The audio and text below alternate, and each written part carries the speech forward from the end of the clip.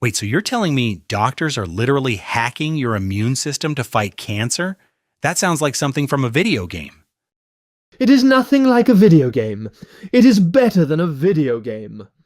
I have been trying to build a version of this in my shed, and if someone would just give me the viral vector.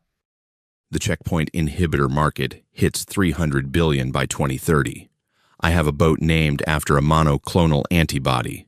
The boat is called pembrolizumab. She handles beautifully. It is mildly interesting that the most significant advance in cancer treatment in a century involves convincing the body to do what it was already attempting. My cousin had a rash. Patar, that is not the same.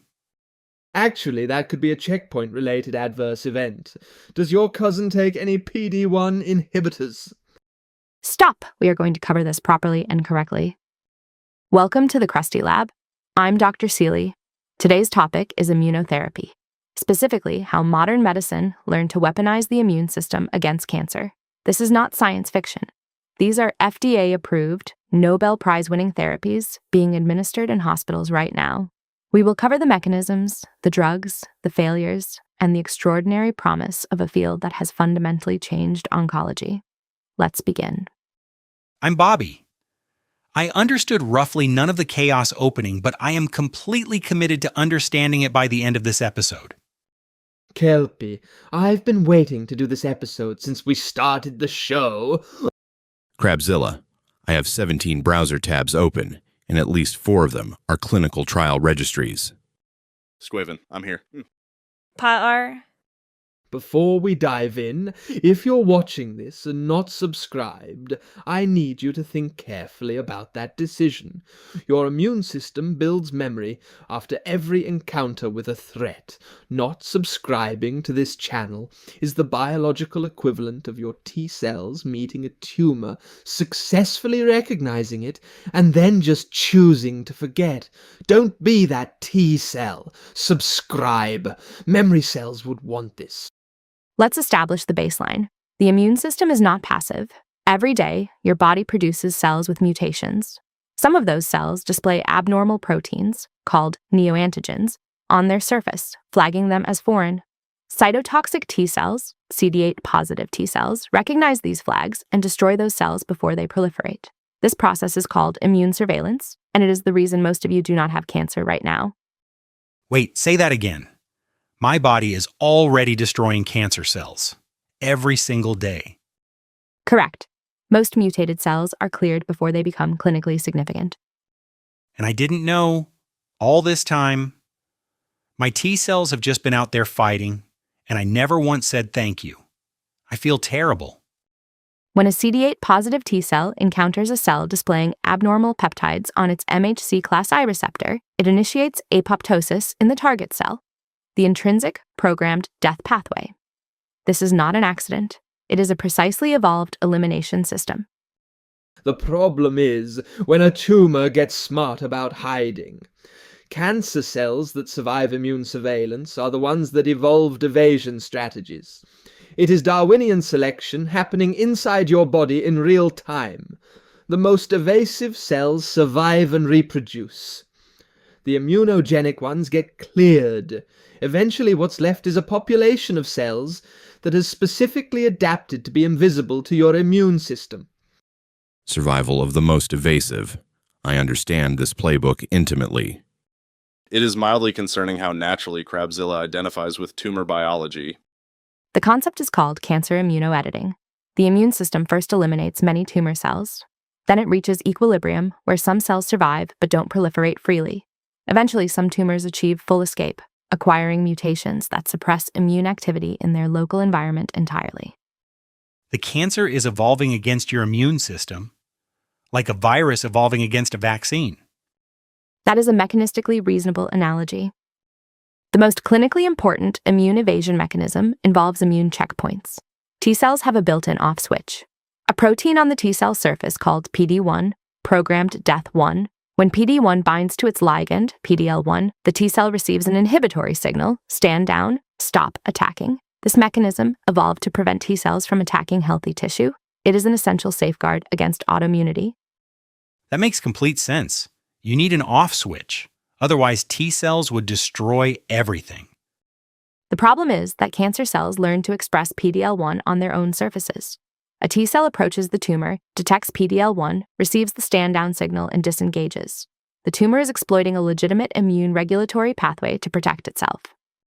The tumor is lying to your immune cells, using a signal your immune cells are biologically required to obey. It weaponized the off switch. That is simultaneously the most evil and most impressive thing evolution has produced, and I think about it more than is probably healthy. Like putting a staff-only sign on a door that's actually the exit. Pater, that's exactly what it's doing. The tumor is labeling itself as not your problem. There is a second major checkpoint. CTLA-4, cytotoxic T lymphocyte antigen 4. This one operates earlier, during T cell priming in the lymph nodes. Before a T cell is fully activated, CTLA-4 competes with the activating co-stimulatory signal. If CTLA-4 wins, the T cell never properly activates. It never reaches the tumor in the first place. So you have a traffic light that never turns green, CTLA-4 in the lymph node, and then a roadblock halfway to the tumor, PD-1 at the tumor surface. The immune response is being intercepted at two separate checkpoints, hence the name. And this is where Allison and Hanjo changed everything.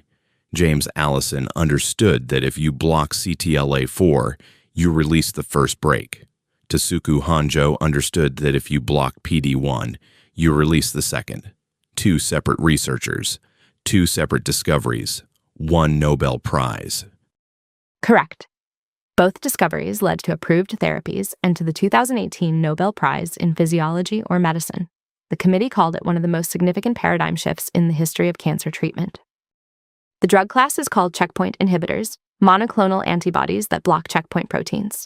Anti-CTLA-4, ipilimumab, brand name Yervoy, anti-PD-1, pembrolizumab, Keytruda, nivolumab, Opdivo. There are also anti-PD-L1 antibodies, atezolizumab, durvalumab. All share the same mechanism. Block the checkpoint, restore T-cell activity against the tumor.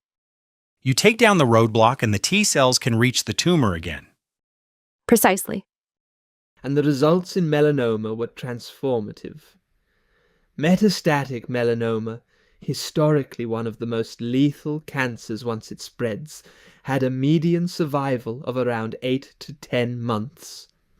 Checkpoint inhibitors achieved durable, complete responses in a meaningful subset of patients. Some of those patients are still disease-free more than 10 years later. 10 years. From a cancer with 8-month median survival, 10 years. I need a moment. I literally need a moment. Not universal. A substantial proportion of patients do not respond. But for responders, the responses can be durable in a way that chemotherapy is typically not. The immune memory component means the immune system continues surveilling the tumor even after treatment ends.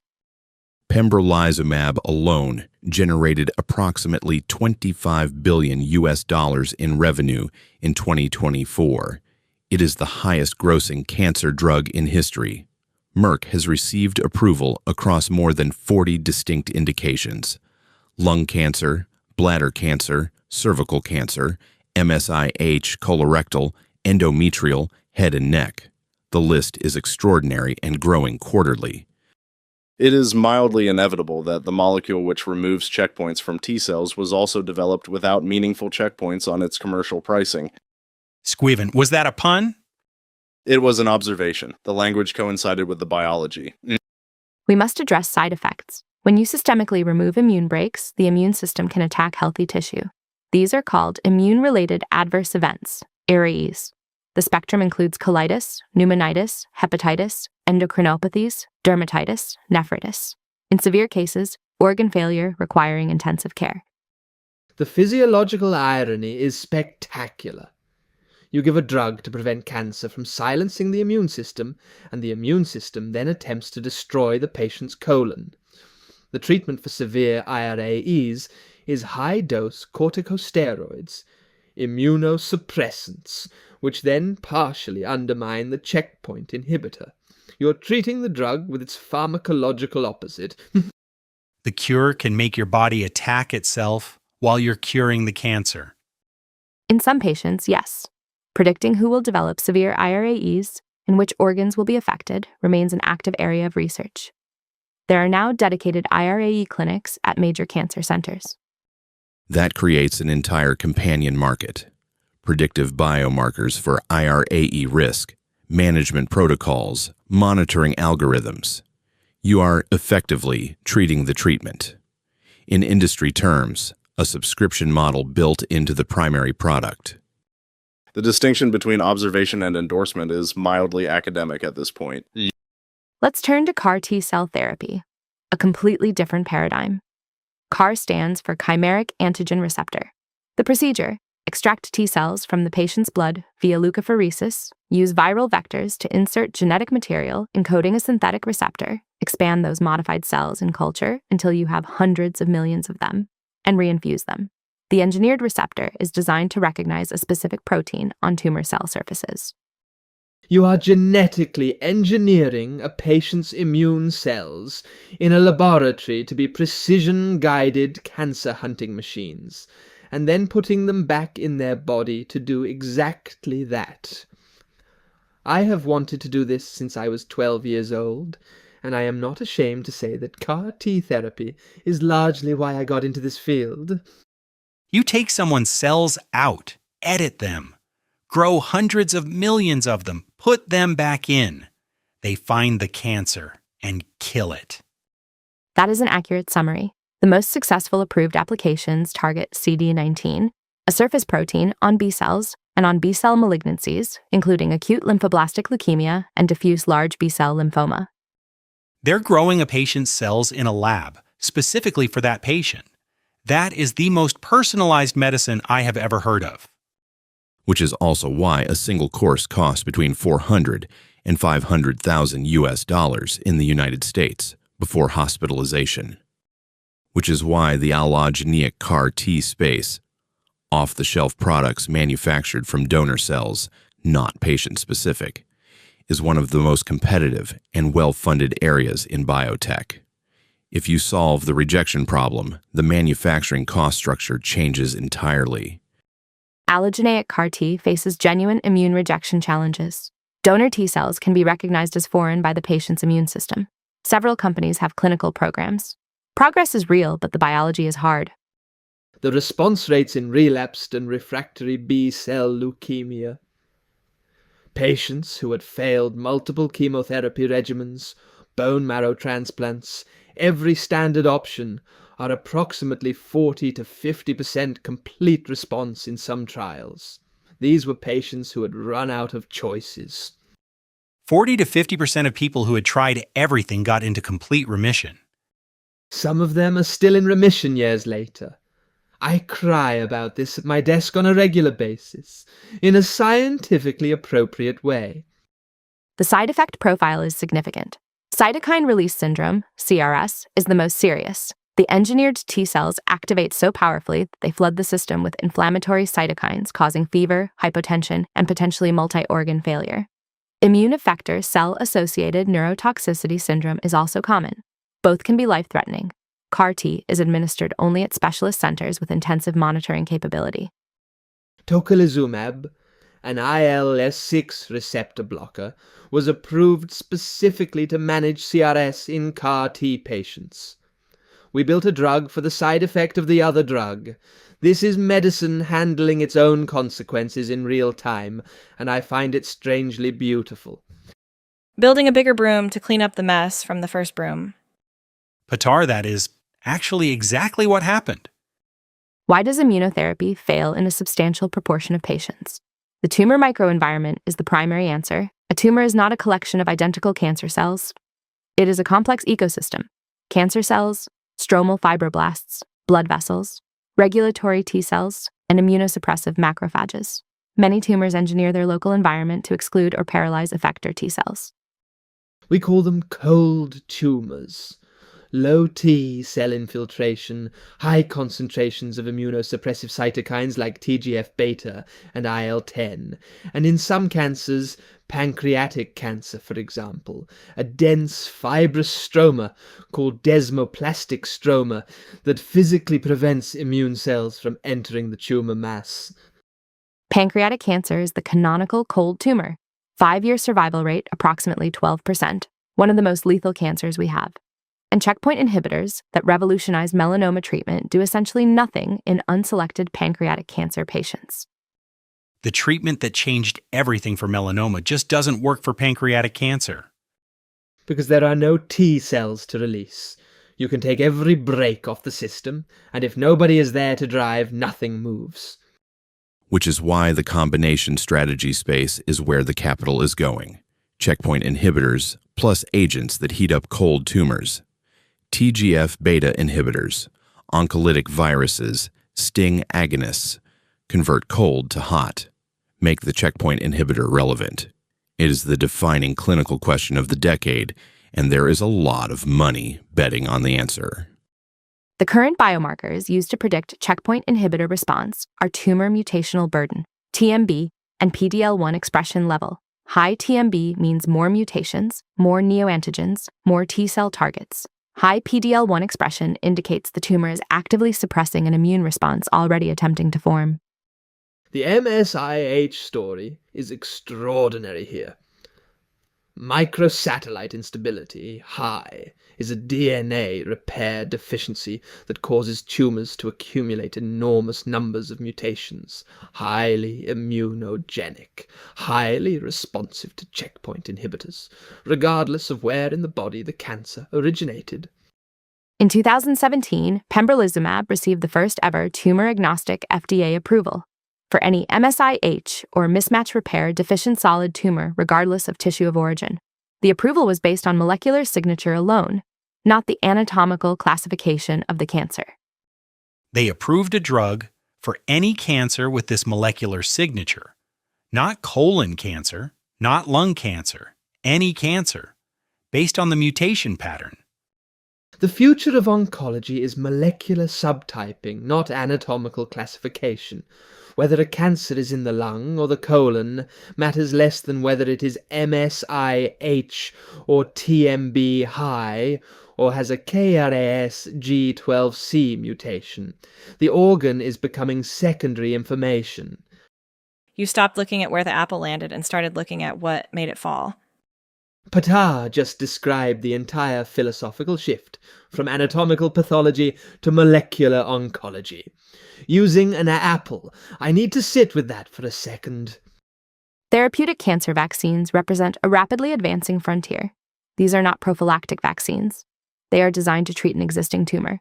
The mRNA vaccine platform, validated during the COVID-19 pandemic, is now being used to create personalized neoantigen vaccines. You sequence a patient's tumor, identify mutations producing neoantigens unique to that cancer, design an mRNA encoding those neoantigens, manufacture it individually for that patient, and vaccinate them. The same technology as the COVID vaccine used to train the immune system against a specific patient's specific cancer. Yes, their immune system learns to recognize the molecular fingerprint of that particular tumor. Moderna's mRNA 4157 vaccine in combination with pembrolizumab is in Phase 3 clinical trials right now for high-risk melanoma. The Phase 2 data showed a 44% reduction in recurrence or death compared to pembrolizumab alone. Personalized mRNA cancer vaccine. I cannot describe how it feels to be alive during this. Moderna's market capitalization increased approximately 12% on the Phase 2 readout. I was tracking the data in real time. The personalized mRNA oncology story is the most fundable scientific narrative in biotech since the original monoclonal antibody platform. I have a 140-slide deck. It is not the longest deck I have made. It is mildly telling that the depth of Crabzilla's financial preparation correlates directly with how excited the underlying science makes him. Oncolytic viruses are another approach with FDA approval. These are viruses engineered to selectively infect and replicate inside tumor cells, killing them from within, while simultaneously triggering an immune response that checkpoint inhibitors can then amplify. Talimogena lahaparepvec, TVC, an engineered herpes simplex virus, FDA approved in 2015 for melanoma. I want to state this clearly and without embellishment. They took herpes simplex virus, engineered it to selectively destroy skin cancer, and received regulatory approval. This sentence is entirely factual. They weaponized herpes against cancer. Those words, in that order, are real. I have a position in 3 oncolytic virus companies. The combination of oncolytic virus plus checkpoint inhibitor to convert cold tumors to hot is rational, well-supported mechanistically, and significantly under-owned by the market in my view. The frontier of the field is combination strategies. No single modality works universally. The central hypothesis driving most current research is that layering modalities, heating cold tumors, then releasing checkpoints, then reinforcing with vaccines, can overcome resistance mechanisms that each approach encounters alone. Bispecific T-cell engagers, BiTEs, are another class emerging rapidly. These are antibodies engineered to bind both a tumor antigen and CD3 on T-cells simultaneously. The antibody physically links the T-cell to the cancer cell surface. No CAR engineering, no cell extraction, no ex vivo manufacturing. You inject the antibody, and it recruits existing T-cells directly to the tumor. One molecule grabs a T cell with one hand and a cancer cell with the other and holds them together? Blinatumomab for acute lymphoblastic leukemia. Approved. Working. The mechanistic elegance is extraordinary, and the half-life is 2 hours, which means continuous intravenous infusion, but the biology is perfect. Tumor-infiltrating lymphocyte therapy, TIL, is also now approved. You extract T cells that have naturally infiltrated a patient's tumor, expand them massively in culture, and reinfuse them. These cells have already adapted to recognize that specific tumor. Lifileucel received FDA approval for melanoma in 2024. It is mildly poetic that the cells which tried hardest to fight the cancer and were suppressed by it became the material of the cure. From a manufacturing perspective, the TIL story is complex, but the science is as clean as anything in oncology. You're amplifying a pre-existing tumor-educated immune response. There's an elegance to it that makes the financial case easier to build. The next decade is extraordinary. Logic-gated CAR-T constructs that only activate in the presence of 2 tumor antigens simultaneously, so they ignore healthy cells expressing only one. In vivo CAR-T engineering using viral vectors injected directly into the patient. Tumor microenvironment remodeling, with bifunctional molecules delivering TGF-beta blockade and checkpoint inhibition to the same site simultaneously. We are nowhere near the ceiling of this field. Kelpie, breathe. I decline. There is too much good oncology to breathe right now. Before the quiz, Pitar, you've been listening. The whole time. Would you like to say something? The immune system already knows what cancer looks like. It was fighting it before you were born. The problem is, the cancer learned to hold up a badge that says, I belong here, I'm safe, don't touch me. PD-L1 is that badge. Checkpoint inhibitors pull the badge off. CAR-T therapy gives T cells a completely different recognition system, one that doesn't trust badges at all. Cancer vaccines update the rulebook so T cells know what every new fake badge looks like before they see it. And oncolytic viruses destroy the cancer cell from the inside, which makes it drop the badge on its own. Different methods, same idea. The immune system was never broken, it kept being tricked. The whole job is to stop the trick. Pitar, how? Pitar, what is happening right now? She just unified the mechanistic basis of every major immunotherapy modality under a single coherent explanatory framework, using badge fraud as the unifying metaphor. And it is completely mechanistically accurate. The analogy holds for PD-L1 checkpoint inhibitors, for CAR-T, for neoantigen vaccines, and for oncolytic virus-induced immunogenic cell death. I cannot find a fault in it. I have looked. The badge. The badge. She said the badge, and she's right. I am experiencing a genuine emotion right now. Pitar, if you ever want 20 minutes with my Series A investors, I will personally clear the agenda. It is mildly staggering that the most accurate unified theory of tumor immunology delivered this episode came from the person who opened the show by mentioning a rash. Final exam, checkpoint biology, KRT manufacturing, tumor microenvironment, cancer vaccine. It's all live. I have been paying attention with intent this time. I took notes on my phone and then accidentally texted them to my mom, but the knowledge is in my head. I feel ready. 3 questions. Pause the video, answer the 3 questions, then press play. Take your time. Question 1. PDL1. D. That's the badge on the cancer cell. The one on the cancer that fools the T cells into standing down. I know this one. Correct. PDL1 is the ligand on the tumor cell surface. PD1 is the receptor on the T cell. PDL1 binds PD1. Inhibitory signal fires. T cell disengages. Checkpoint inhibitors block that interaction. Bobby is on the board. Question 2. Chimeric. B. The receptor is synthetic. Chimeric, combining the antigen recognition domain from an antibody with the intracellular signaling domain of a T cell receptor. It does not exist in nature. It was constructed. I wrote B. I remembered chimeric. I am having a breakthrough moment in my relationship with molecular biology. Question 3. C. CAR T cell therapy. The only approach that involves physical extraction of T cells, ex vivo genetic modification, expansion in culture, and reinfusion of the modified autologous cells. Checkpoint inhibitors, vaccines, and oncolytic viruses do not modify the patient's cells outside the body. I want to formally note that my written answer was A.